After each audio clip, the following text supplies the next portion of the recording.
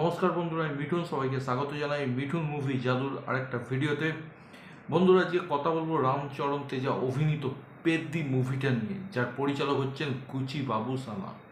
কেমন হলো পেদ্দি? দেখুন, 3 ঘন্টা 10 মিনিটের পেদ্দি মুভির মধ্যে সবথেকে যে বড় সমস্যাটা আমার চোখে পড়েছে সেটা হচ্ছে এই মুভির টাইটেল।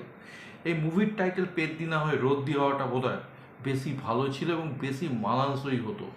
3 ঘন্টা 10 মিনিট এই মুভিটাকে মেকার্সরা একটা স্পোর্টস ড্রামা মুভি হিসেবে প্রেজেন্ট করেছেন। হ্যাঁ, কেউ কেউ বলতে পারে এটা স্পোর্টস অ্যাকশন মশালা ঘরানার মুভি।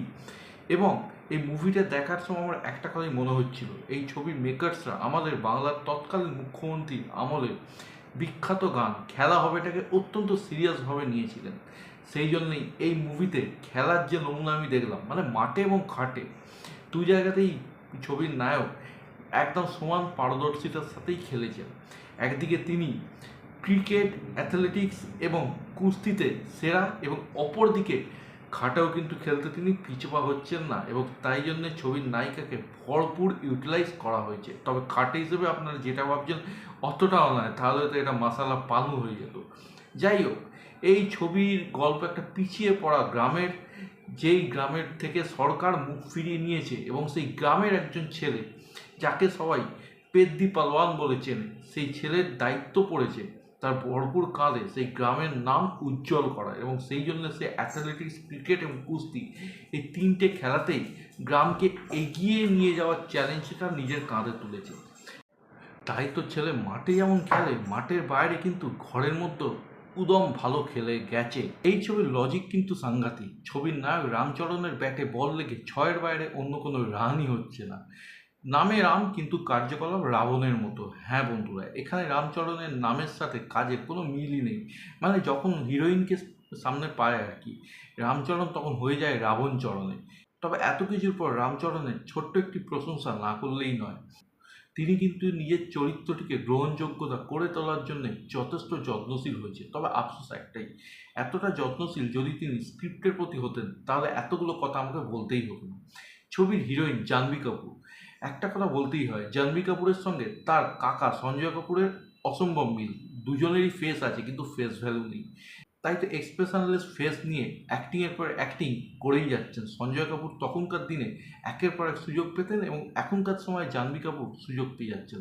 এই ছবিতে জাহ্নবী কাপুর সেটাই করেছেন যেটার জন্য তিনি পারদর্শী। জাহ্নবী কাপুরের অভিনয় দেখে একটা কথাই মনে হচ্ছিল, তিনি প্যান ইন্ডিয়ান কোনো মুভিতে অভিনয় করছেন না উল্লু অ্যাপের কোনো ছোট ওয়েব সিরিজে অভিনয় করছেন।